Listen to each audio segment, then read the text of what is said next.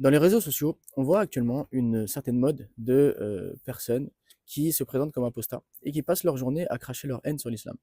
Ce qui est assez intéressant à remarquer, c'est que lorsqu'on voit une personne se convertir à l'islam, on voit que cette personne n'est pas en rejet de ce sur quoi elle était auparavant, mais elle est plutôt dans une démarche positive, c'est-à-dire qu'elle elle est consciente de son cheminement, c'est-à-dire qu'elle prend le patrimoine spirituel, culturel qu'elle avait auparavant, et elle ajoute à celui-ci ce qu'elle a découvert avec l'islam. Et d'ailleurs, c'est pourquoi le musulman croit en tous les prophètes, donc Abraham, Moïse, Jésus, Mohammed, et donc il est en fait dans une ligne continue, donc il avance son chemin en ajoutant une pierre à l'édifice. Tandis que généralement, une personne, lorsqu'elle apostasie, en fait, elle rejette ce sur quoi elle était. Et ce rejet crée en elle une certaine frustration, et elle se sent donc comme obligée de justifier son choix en essayant de trouver toutes sortes de marginalités qu'il y a dans le comportement des musulmans, ou en mettant en avant toutes sortes de préjugés liés à des incompréhensions de certains textes de l'islam.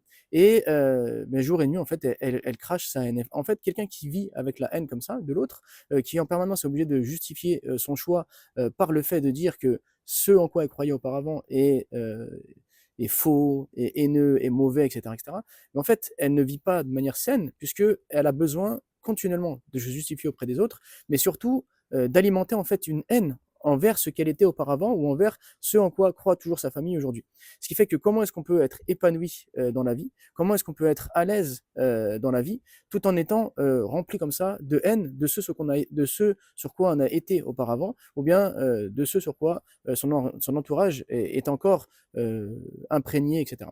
Alors que, à la différence, donc, quelqu'un qui se convertit est dans une démarche positive, une démarche finalement d'apaisement, puisque c'est comme s'il avait ouvert les yeux sur une vérité et il se sent heureux en fait d'avoir découvert cette vérité. Il vit pleinement cette vérité tout en conservant, on va dire, son patrimoine culturel, spirituel, etc. qu'il avait auparavant. À titre d'exemple, quand je me suis converti à l'islam, j'ai pas vu ma conversion à l'islam comme une rupture avec ce sur quoi j'étais auparavant, donc le fait d'être catholique, mais plutôt comme une continuité, comme un parachèvement, comme une suite logique de ce en quoi je croyais auparavant. Et donc je ne me suis pas mis à rejeter Jésus, à rejeter l'héritage que j'avais reçu donc de valeurs de charité, etc.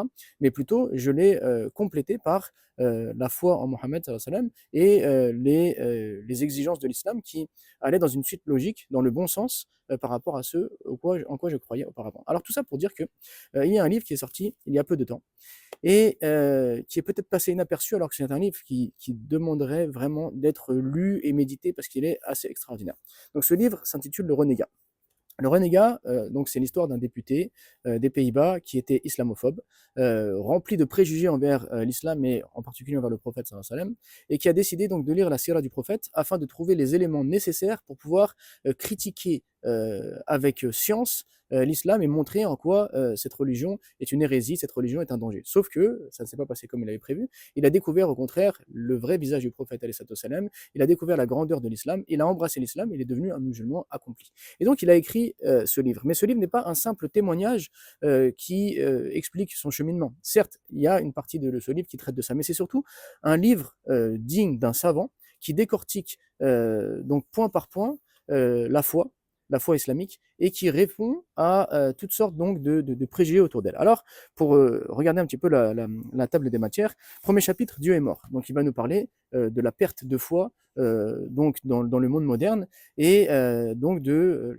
finalement une personne qui n'a plus de réponse à ces questions existentielles se trouve perdue dans ce monde. Et donc, il va donner, on va dire, porter des réflexions sur cela qui sont très intéressantes et qui vont éclaircir un grand nombre d'entre nous. Ensuite, deuxième partie, donc le deuxième chapitre, c'est argument en faveur de l'existence de Dieu. Donc, il va expliquer la foi en Dieu, ce qui témoigne de la foi en Dieu, mais surtout, il va s'arrêter sur certains concepts, à savoir la Trinité, à savoir donc tout ce qui va, enfin tout ce qui s'oppose, on va dire, à une compréhension saine de l'existence et de la foi en Dieu. Ensuite, il va parler donc du concept de Dieu en islam, le fait que Dieu soit unique, le monothéisme, etc.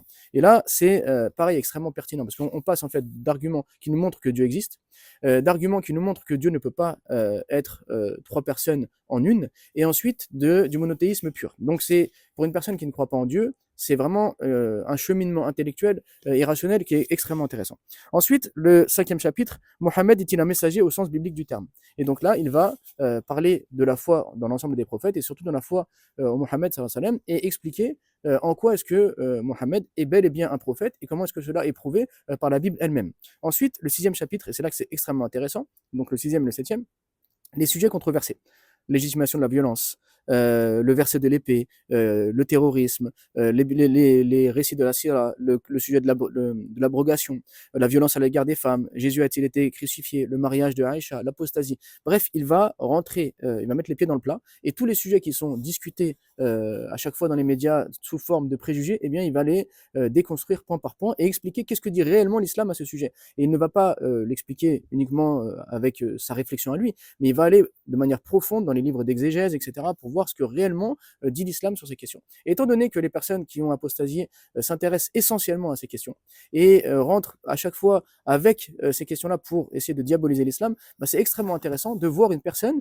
qui était opposée à l'islam, qui avait toutes sortes de préjugés et qui a découvert que finalement l'islam ne disait pas ce qu'on prétend, et qui a, on va dire, prouvé donc par A plus B que l'islam n'a pas cette position sur la femme, n'a pas cette position sur la violence, n'a pas cette position de haine, etc. etc. Mais voilà ce que dit l'islam. Donc c'est vraiment, on va dire, nécessaire pour les personnes qui ne sont pas musulmanes, puisque ça va leur permettre de voir autre chose que ce qui leur est présenté. Pour les personnes qui sont musulmanes, bah, ça va les éclaircir